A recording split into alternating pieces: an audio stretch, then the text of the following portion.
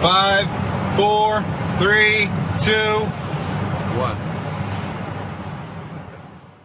The world is changing faster than ever. What used to take decades is now taking years or even months. What you see right now is the illusion that people have had for many decades about the workplace being this secure place to work the rest of your life. For the first time in the history of our nation, our children will not do as well as us. We've seen our friends get laid off. We've been laid off. We've had our pay cut. People are overworked and underpaid. They seem to have less time and less freedom. They live under constant pressure. This is going to be forced. And so even if your employer loves you, they may have to cut you. There's something wrong that on Monday morning, the heart attack rate increases by 35%. Technology is accelerating, job security is declining. It just doesn't seem like the old models of making a living are as reliable as they used to be. Every aspect of our lives, there's a better way out there, but we're still doing it the old way. We live in the greatest country on the planet, and there are a lot of people sitting around complaining and being cynical. Like everyone's whining about this old model, and I'm like, why don't you leave it? Look at all this over here. Look at all this opportunity. Since so much of our lives revolve around our work and the way we make our living, many people are thinking there just has to be a better way. The biggest challenge facing our world today is not making money, is what are we going to do with all the displaced, unemployed people? People are afraid that they're going to make the wrong decision. People are afraid of the unknown. People are afraid that maybe I don't have the skills. Hey, sports fans, industrial age is over. It's dead. It's dying. That's why going to school to get a job is an obsolete idea. A steady paycheck is an industrial age idea.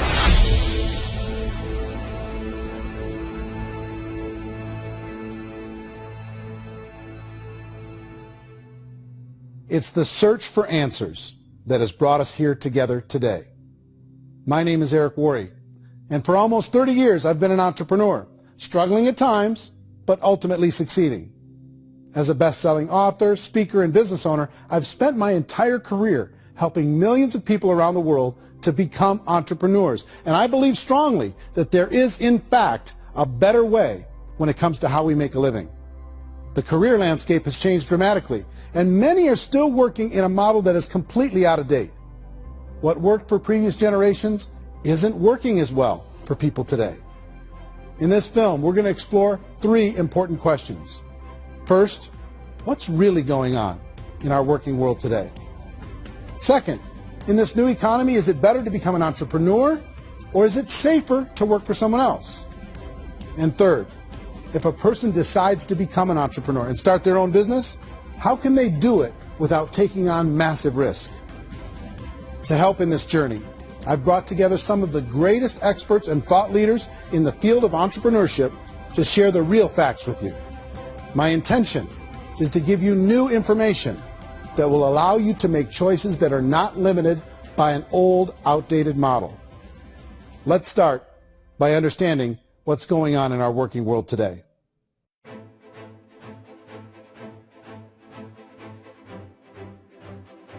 Let's look at unemployment. 30–40% of the people are honestly not working, but would be working. What our government does is if you haven't found a job in 6 months, we don't call you unemployed. We pretend you dropped out of the labor force. I've often said that unemployment, particularly structural unemployment, that's unemployment due to technological changes, is the first sign of economic growth. Think of it, 10 people live on an island. They go out every day and fish. One day, new technology shows up. A missionary brings them a net. Now, using the net, one pilots the boat, one throws the net. 2 fishermen can do all the work 10 used to. That's a 500% increase in productivity, 2 doing the work of 10, in one day. You don't have to learn a lot to learn how to throw a net instead of throw a fishing line.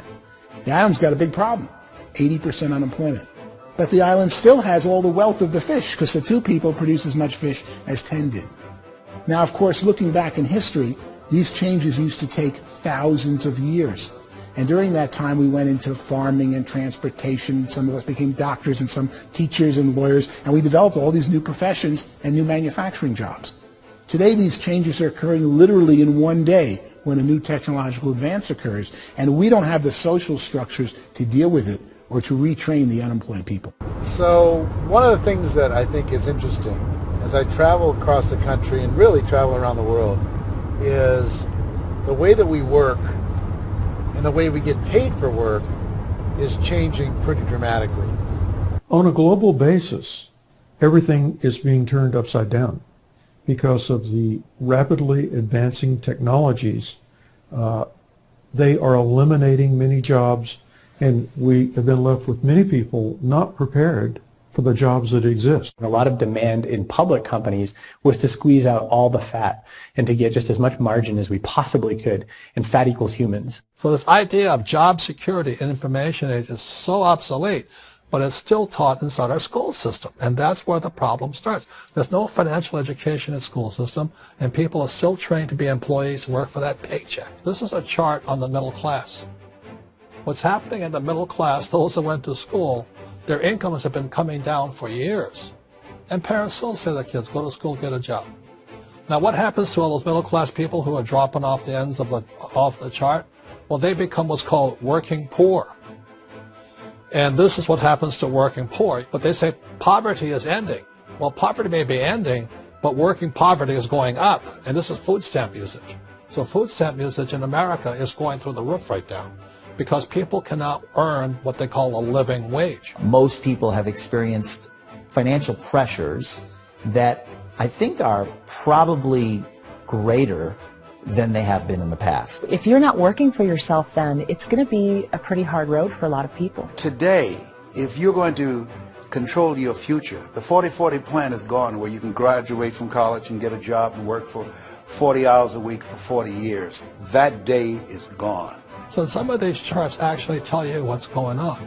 And this is a really interesting one. You know, people are going back to school because if I go back to school, I'll get a nice job. But this is what's happening to, it's called Sallie Mae, which is the student loan guys. Student loan is going through the roof. It's now over $1 trillion. And student loan debt is worse than credit card debt. So when people stopped using credit card, the government got people into student loan debt. And the problem with student loan debt is you can never be forgiven. See, with credit card debt, you can declare bankruptcy and all's forgiven. But student loan debt, you can declare bankruptcy, you still owe it. It's the worst of all debt. But this is the next picture. Look at this chart here. This is what's happening to wages of college graduates. It's going down. So you go to college, you rack up all this debt, but you earn less money. Now, that's not that intelligent. Average person who's been working a lifetime in America today is ending their lifetime at 65 with about $41,000 in assets. They earned just enough to survive. I think in the United States we have something like 17 trillion in debt. That's just the federal government debt. We got another 2 in municipal and in other, let's call it almost 20 trillion government. We've got 40 trillion in private debt. That comes up to close to 60 trillion. When you then add something we never had before, what you were talking about, when we look at the unfunded portion of Social Security and primarily Medicare, Medicaid, that, at the most conservative estimates from outside firms, Kleiner Perkins, 67 trillion and growing. That's more than all our other debt. There's less conservative estimates that say it's 84 trillion or higher. I added up conservatively $127 trillion in total debt. Debt is a financial drug. When you take it to excess, it's like taking a drug. Yeah, it makes you feel better, it enhances your performance, but at a huge cost, eventually it kills you. And so that's what happens. We keep doing more and more debt, and you get less and less results, just like a drug, until the debt gets so high that it crushes the whole system. That's where we're at, 8.2 times GDP. You know who I feel sorry for? I feel sorry for the person who dreads going to work, who is sick to their stomach on Monday morning, who hates their alarm clock, who gets a little glimmer of hope on a Wednesday because it's hump day and says, thank God it's Friday. And they live for those 2 days a week where they get to be themselves and they don't have to be around people they don't like, and they don't have to play the political game in the office, and they don't have to live this half life. The person that works 50 weeks a year just to be able to have the 2 weeks for vacation. And you know what happens to most of them nowadays? They don't have a vacation. They have a staycation. They have time off of work, but they don't get to go where they want to go because they're overextended. They've got all this debt. They got all this situation. They hate their alarm clock. They can't sleep until they're done. They have to spend most of their life in traffic. I feel sorry for that group of people because there's a better way. They just don't know it. I see this really interesting attempt at rugged individuality in a 6x8 rectangle, and I feel like you're all the same, except for the little push pins of the pictures. There's different pictures. Yours is named Jenny, and his is named Sujara, but it's the same people. And this is how they are, and they're just like the zombies, and there's no joy in there, there's no fun. There's always like the wacky woman who decorates her cubicle, and that's the most she can do there. You got to give her credits, right? The wacky cubicle woman. The basis for their life is worry. I'm worried, you know, maybe I'll get fired. I'm worried maybe my company will go out of business. I'm worried I can't keep spinning the plates on paying the bills. I'm worried about how do I send my kids to college. I'm worried, what if the transmission of my car breaks? That's, you know, 2 or 3, I can't fix it. People live in a sea of worry, and it eats at them. Those signs that people held up during the Depression didn't say looking for gainful employment in a cubicle. It said looking for work. Work is what we're looking for. Job is just a unit of measurement. Work is what we're going after. It's time to look in the mirror and say, it's not the economy, it's my economy. It's my little world of where I am. I need to improve. I'm not going to wait for the economy to come back because, frankly, the economy is doing great in this country. So I'm here on Wall Street, the financial center of the universe, the financial capital of the world. This is where most people's money goes to at least be held for a time, right? With interest rates in banks being effectively zero, and many experts are predicting it's going to stay at zero for the next 10, 20, even 30 years, people feel like they don't have any choice but to put their future into equities, to put their future into the hands of other people on this stock market, and hope that the stock market goes up, hope that the stocks that their advisors pick or that they pick goes up. That's one way to go, I guess. It's my personal belief that if you put your future into the hands of yourself, in other words, you have earning power by yourself, I think you're a better investment than these guys. I think you controlling your future is a better option than handing over your retirement to these guys. The average household income in the United States is approximately $50,000 a year, what they call the middle class. To reach the top 25% of income earners, you need to earn at least $90,000 a year. To reach the top 10% would be a household income of $140,000, the top 5%, $190,000, and to be in the top 1%, you'd need a combined household income of at least $380,000 a year. So here's the question. What do you think would give you the best chance to move up and get to the top 10%, the top 5%, the top 1% or beyond? In my opinion, and in the opinion of many, many experts, the answer is to become an entrepreneur, to become your own boss. The spirit of the entrepreneur is to be a risk taker and to be resourceful and unstoppable and to have a vision of yourself beyond where you are and not willing to settle for life as it is. Think about the great entrepreneurs. They're visionary. They have heart. They're willing to do today what others won't so they can do tomorrow what others can't. Personally, I don't think of the new economy, the old economy. I create my own economy. The entrepreneur's in control. I decide what the economy is going to be like. In the world of entrepreneurship, there are no limits. You can make as much as you want, depending on how much you want to work and how smart you are and how great a team you put together.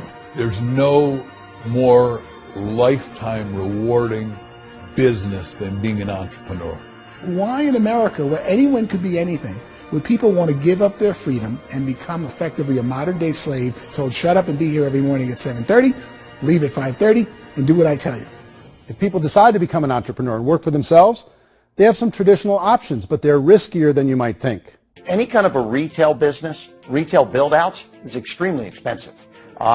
Even just these small little yogurt stores where they're putting little yogurt machines and you get all the different flavors, you're spending $200,000, $300,000, $400,000 to open a yogurt shop. I would love to buy a Dunkin' Donuts, but it's $500,000 or so to start.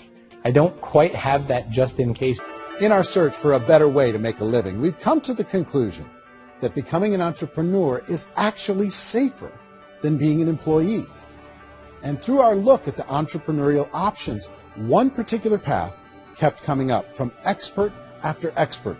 And I think most people will find it surprising because it's certainly a non-traditional business model. That model is for people to start their own business and become an entrepreneur through the creation of a network marketing business. Some people call it direct selling because the product is being sold directly from the manufacturer to the end consumer, cutting out the middlemen. Other people call it multi-level marketing, or MLM, because there are multiple levels of commissions paid. The most common term today is network marketing, because network marketing best describes using a large group of independent distributors, independent entrepreneurs, to move a product or service more efficiently. So my friend here, Donald Trump, and I, we always write about the network marketing industry. And the reason we support the network marketing industry is because it really is a business school for entrepreneurs. Because most people come out of school looking for a paycheck. Oh, that's terrible. I went to network marketing like that. I think if it didn't exist, we should invent it. It is that good. I think direct selling is a great way to do business today. It's very easy to get into that industry, and you can be self-employed, be, in effect, an entrepreneur. When we see multi-billionaires adding network marketing companies to their portfolio of companies, that would be a clue. When we see people who are very famous authors and very famous business people endorsing the industry, that would be a clue. These network marketing companies aren't $50 million companies. They're billions and billions of dollars. They lead the stock market. They're major companies. When we're going to get it? You know, and you're going to school to work for a paycheck. But if you want to be rich, be an entrepreneur. And network marketing gives you the spirit to be an entrepreneur. A traditional company will spend up to 50% of their total revenue on marketing. Network marketing companies use a different approach. Instead of having all that extensive marketing expense, they utilize a network of independent distributors to do the marketing for them. Now, why do they do this? First, because word-of-mouth advertising is so much more effective today than traditional media advertising. Second, some products need to be explained or demonstrated, and an independent salesperson can do that more effectively than an ad campaign. Third, it's completely efficient. The company only pays for the marketing of their product if a sale happens and not before. Imagine if Amazon allowed you to become an independent distributor and paid out 40% of its revenue to that distributor group. All you had to do as a distributor was recommend a product, and if a person bought it on Amazon, Amazon would take care of all the logistics, and you'd get paid for bringing the customer. Now imagine you got paid for every purchase that customer made for the rest of their lives. Well, Amazon doesn't offer this option, but network marketing companies do. 85% of all buying decisions in our society are made as a result of word of mouth or reputation. We're recommending things to each other all the time. You know, who's your dentist? Who's your doctor? Who's your lawyer? What detergent, are you using? What legal system are you using? What product are you using? We're talking to each other about the things that we love anyway. When you go into a big box retailer, you're lucky if the clerk looks you in the eye, much less gives you any detailed or accurate information about what you're purchasing. So of course, this personal information, this education coming from a friend, a neighbor, a relative, or even a stranger, but one who has experience with the product is extraordinarily valuable. As a matter of fact, network marketing can educate consumers probably better than any other form of marketing. It certainly can do better than advertising because advertising usually has a certain hype to it and you can only get limited information. So, network marketing trumps advertising. If you were a typical sales company and you wanted to sell $1 million a month worth of product, you might go find 100 superstar salespeople. The quota would be $10,000 a month. So network marketing as a distribution system just flips the numbers. So we use 10,000 happy, raving fans of a particular product, and we don't concern ourselves so much with how much product each one of them individually sells. If they sell just $100 or $200 a month, and there's 10,000 of them, you're selling $1 million to $2 million a month worth of product. And that's the best way I can explain how network marketing works. This is the marketing arm of the company. There's not money being wasted on bricks and mortar. There's not money being wasted on inventory that's sitting stagnant somewhere. There's not of employees standing around that don't have customers. These are people that are going to connect with customers. These companies allow people to become independent distributors for extremely low cost and with no minimum time or sales quota. Essentially, they own their own business and can provide as much or as little sales as they choose. In other words, the distributor gets all the benefits of traditional business ownership without the risk. The advantage of network marketing is the ease of entry, the low risk, and the low startup cost, because almost everything else has very high risk. You can get in for a minimal investment. You're buying into a system that's already been proven, products or services that have been proven to work. The keys to network marketing is providing an opportunity for the masses to get involved, providing an opportunity for the average person who doesn't have the resources to start their own business. All of this so far is fairly straightforward, but network marketing offers another benefit, and it's this benefit that makes it so interesting for entrepreneurs.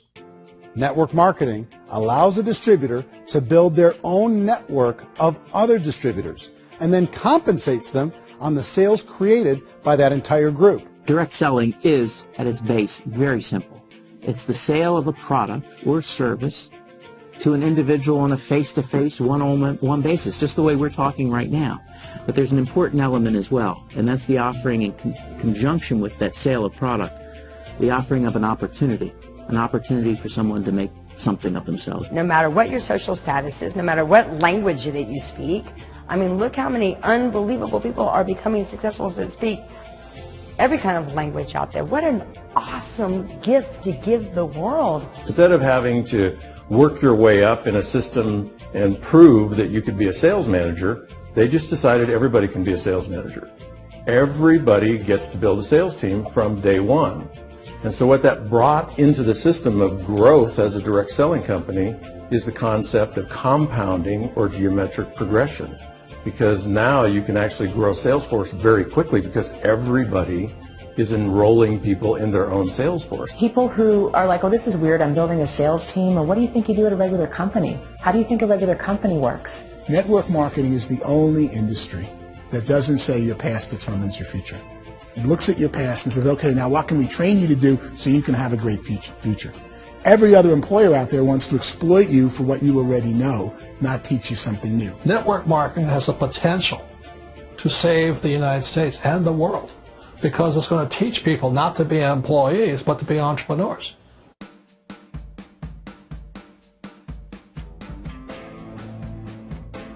According to the Direct Selling Association, if you add up all the network marketing companies around the world, they combine to do over $178 billion a year in retail sales. To give you an idea of how big that really is, the NFL, the National Football League, does approximately $9 billion a year. The music industry does a little more than $16 billion a year, and the movie industry does about $80 billion a year. Using a conservative average, network marketing companies pay their distributors about 40% of that $178 billion in the form of commissions, which adds up to more than $71 billion a year. That's almost $6 billion a month. It's almost $200 million in commissions every single day. So it's certainly working, and people are making serious money in network marketing. With the growth of the direct selling industry over the last 10, 15, 20 years, we've seen a broader understanding of the channel. We have seen more and more people getting involved in the business, so our penetration in the marketplace has increased, and thus the understanding in the marketplace of who we are has increased. And we've seen non-direct selling companies look at the direct selling model and say, something's going on there. People are making money. Companies are being profitable, individuals are being motivated, product is being delivered to market. Maybe we should explore this. Some people think only the people at the top make money. Well, let's take a look at that as well. In the network marketing profession, there are roughly 500 people in the world who earn over $1 million a year. If you round that number up to $2 million a year, that adds up to about $1 billion a year. That takes the $71 billion paid out each year down to $70 billion. So where does the rest of the money go? The vast majority goes to part-time people making anywhere from a few $100s a month to many thousands of dollars a month. It goes to people who choose to make it a full-time career move and earning even more than that. Every day, people are using the money they earn through network marketing to pay off debt, have more fun, and improve the quality of their lives. Everyone I know in network marketing has been doing that since the 50s. They go to work when they want to go to work. They stop working when they want to take time with their children to have a leisurely breakfast and discuss issues and drive them to school. They go back to work when they get home, wherever they're working out of. The biggest thing that I've seen is people that have become much happier in their life. MLM has probably made more millionaires of more people in more countries, and I've spoken to them in 67 countries, than any other single form of business, starting from nothing. If they have a choice between working a job for the next 10 years or working a network marketing business for the next 10 years, the result of working the network marketing business will be better. A lot of people within the industry go on and make this a career and do extremely well at it. Network marketing has been nothing but good for everyone I know that's been involved with it because they did it seriously and they played full out and they've been very successful. It's been a constant barrage of success stories and people showing off stuff they got as a result of it. How many people are involved? Approximately 16 million Americans and 96 million people around the world are currently participating in network marketing. And in a recent poll, 82% of those people report a good, very good, or excellent experience with network marketing. So people are happy.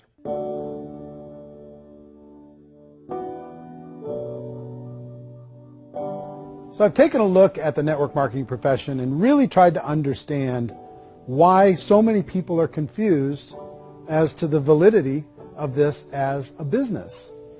One is this pyramid shape. People get really messed up with this pyramid. Oh, it's one of those pyramid things. So I just think there are a lot of haters out there who really don't understand the industry and say, oh, it's a get-rich-quick scheme. It's a pyramid. Well, corporate America is a pyramid scheme. You know what I mean? It goes like this. You have thousands of MBAs, let's say working for Ford or General Motors or Coca-Cola. If all these MBAs are all trying to get to here, that's a pyramid. Only one guy's going to make it. Every 10 years, one's going to make it. Whereas you look at network marketing, it's like this. So you're here, and your job is to develop other CEOs coming up behind you. So it's an inverse pyramid. In network marketing, it's a very simple concept.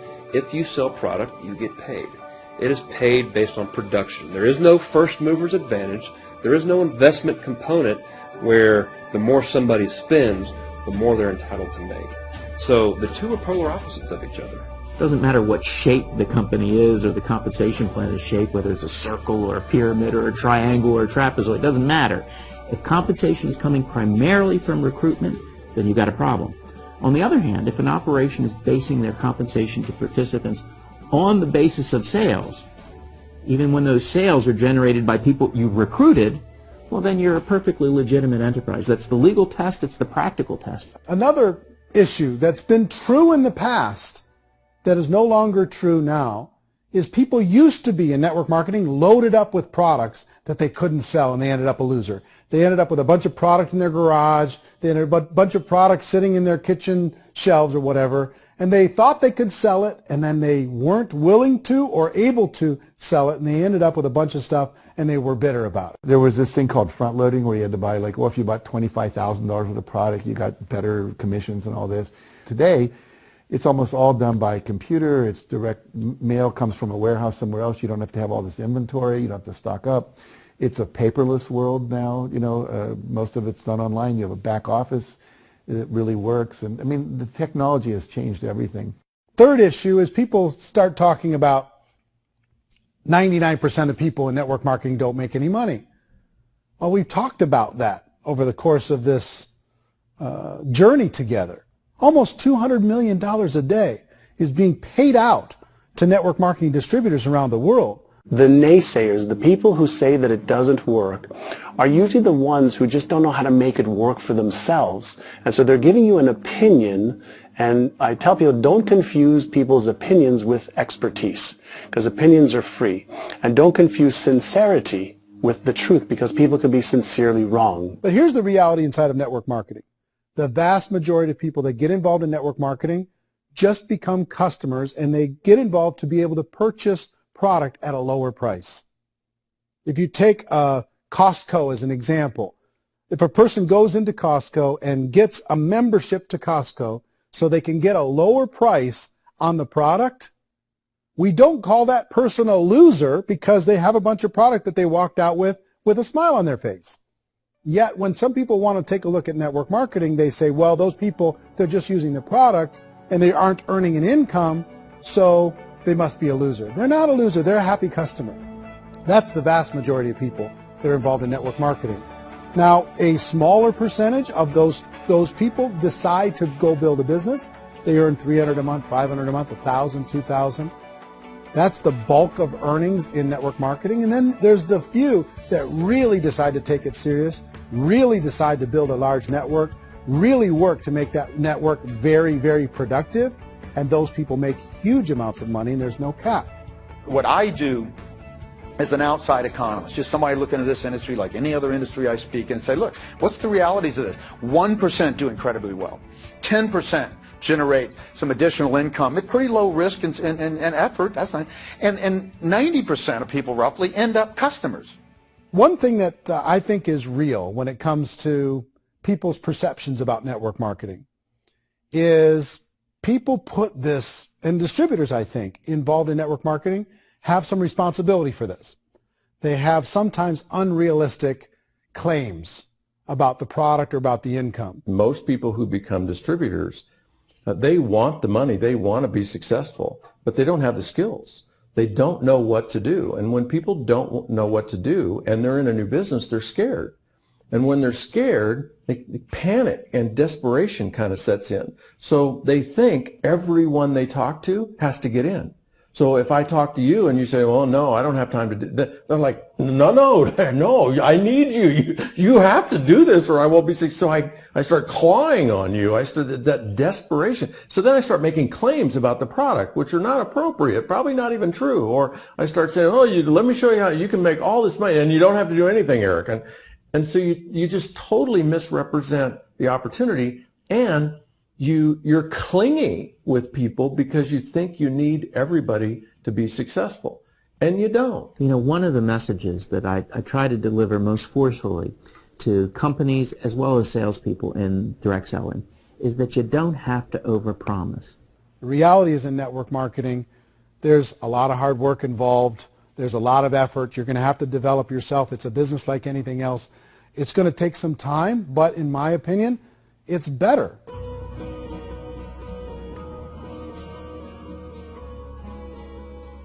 It's light years better for people starting today than it was even 5 years ago. I think it's more widely accepted now, and people understand it is a business. It is being an entrepreneur. It is being a business owner. Our belief system is based upon our evaluation of something, and frequently if we reevaluate a situation, our belief about that situation will change. The industry has changed and it's grown up. It's totally transformed. You've got young people today that have grown up with social media, and they understand networks. They understand how people are connected through technology, and they understand how money flows through those networks. So when they see network marketing, they don't see it the way their parents saw it. And we've all learned, the larger industry that you represent, has all learned from those mistakes and flaws and errors that have happened early on. Early algorithms didn't work the right way. That's all fixed. It's like when they design a computer program, they design the program, then they run it, and then they go back through and they debug it. The MLM industry has been debugged. This is the day of being virtual, being able to run a business from your mobile phone. I mean, it's incredible. Companies are getting smarter. They're implementing more consumer protections. They're implementing more compliance training. They're doing more with respect to product research. If you do get involved and you make purchases of inventory, even on a voluntary basis, if you decide that this business is not for you, you can leave and have that inventory repurchased by the company. There's no other business that offers that kind of protection on a voluntary, self-regulatory basis.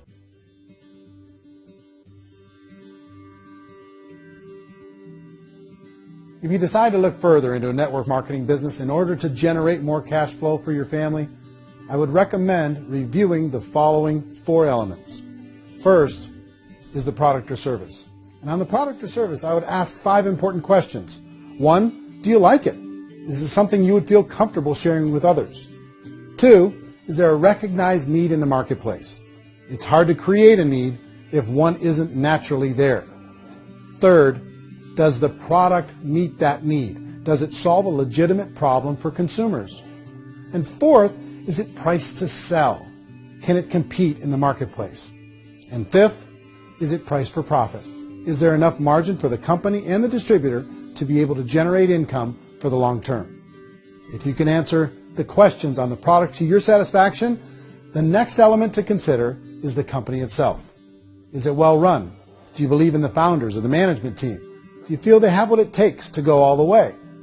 See, it doesn't matter how good the product is if the management can't take care of the company. Good management can change with the times. They can handle adversity. They can make good decisions. Make sure you choose a company that can serve you for a long time. The third element to consider is the compensation plan. And with that, there are 3 important things to look at. First, a brand new person needs to be able to generate some money fairly quickly.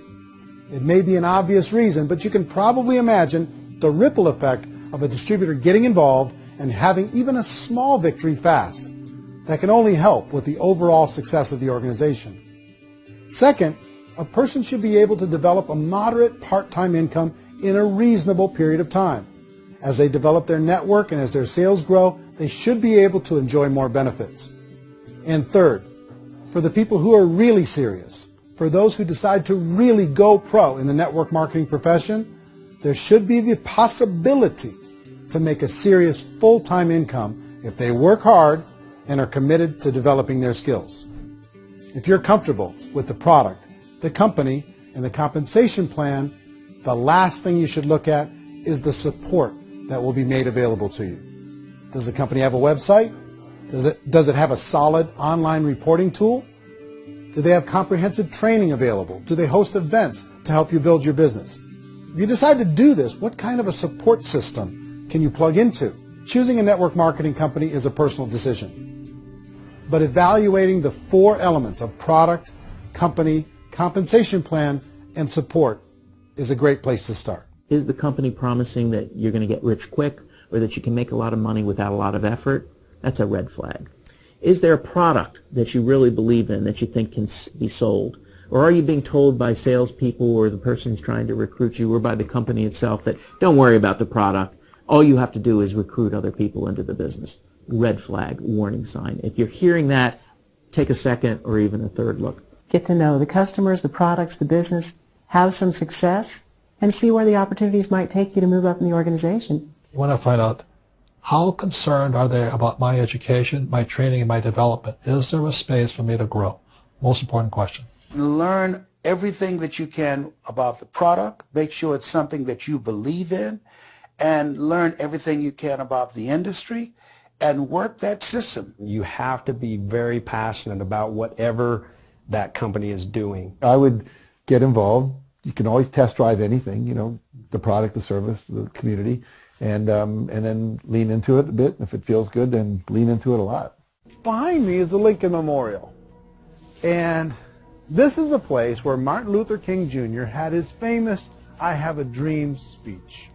And at that speech, he talked about his dream for equality for everyone around the world. And that's a noble dream. But I think more people need to remember what it was like when they were kids and the dream was still alive in them.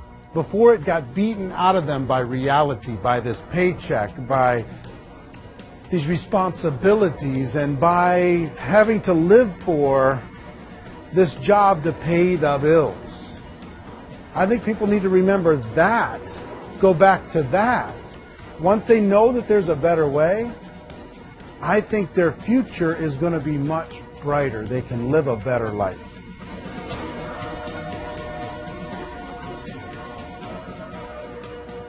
So if you're considering getting involved in a network marketing company, let me offer you just a few pieces of advice. First, network marketing isn't perfect. It's emotional. It's challenging. Like any entrepreneurial venture, It can have its up days and its down days. But if you have an entrepreneurial bone in your body, it's just better. Second, if you're going to do it, decide to be professional. Decide to go pro. It's better to do that than just be this amateur sticking your toe in the water. Third, as any professional, you're going to have to learn some new skills. And I promise you, inside of the network marketing profession, they're not too difficult to learn. Fourth, like anything worthwhile, it's going to take some time. Don't expect that you're going to get to the finish line right out of the gate. And fifth, it's worth it. It's worth it to be able to take charge of your life again. It's worth it to be able to control your own financial situation. It's worth it for the people you're going to be able to spend time with. It's worth it for the things you're going to be able to see and the experiences you're going to be able to experience. It's worth it for the causes you're going to be able to contribute to, the lives you're going to be able to touch, the customers you're going to be able to help, the friendships you're going to be able to develop. I promise you, it's worth it. Remember, most people are searching for answers just like you are. But I do have to tell you the catch to network marketing. If there is a catch, if you want to understand this from an emotional point of view, people say, well, it sounds too good to be true. It's not. It's hard work. But here's the catch. Most people still don't understand it. So you're going to have to endure the loss of social esteem from ignorant people. The uneducated will think less of you. Now, if you can handle that, you're on your way. If that's going to destroy you, you know what? Entrepreneurship in general probably isn't in your future.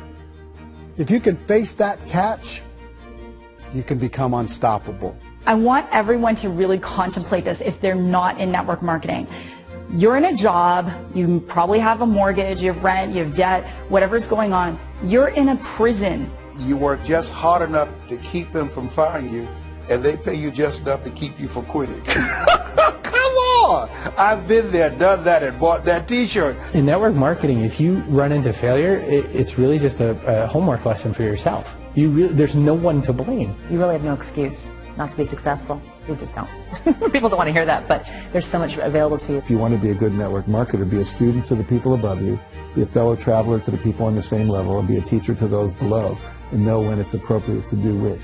People who are not afraid of asking people to buy things, or not afraid of persuading people with a chance they may say no, these people own the future. Nothing happens until something moves. So you got to go move, you got to go do something, or nothing's going to change in your life. In the beginning, you're going to do a lot of things that you don't get paid for. But as you go down the road, you get paid for a lot of things that you don't do. And your job is rehabilitate the spirit, the entrepreneur spirit in all of us. You give it back. You either give it a strong yes or a strong no, but no wishy-washy, dilly-dally stuff in the middle. There's dreams and there are nightmares, but I believe that the biggest nightmare of all is when you don't pursue your dream. You're going to see some monumental growth in this profession. It's an exciting, exciting time to be involved in the network marketing profession. The next 10 years, I see just exponential growth. When that tipping point comes, it's not a matter of asking somebody, have you ever heard about network marketing? You're really asking them, which company are you building your wealth in? We are here to fix the world, to improve relationships with other people, to improve other lives. And the real reward comes as an entrepreneur at any level from teaching somebody something and watching them soar. There is no greater reward.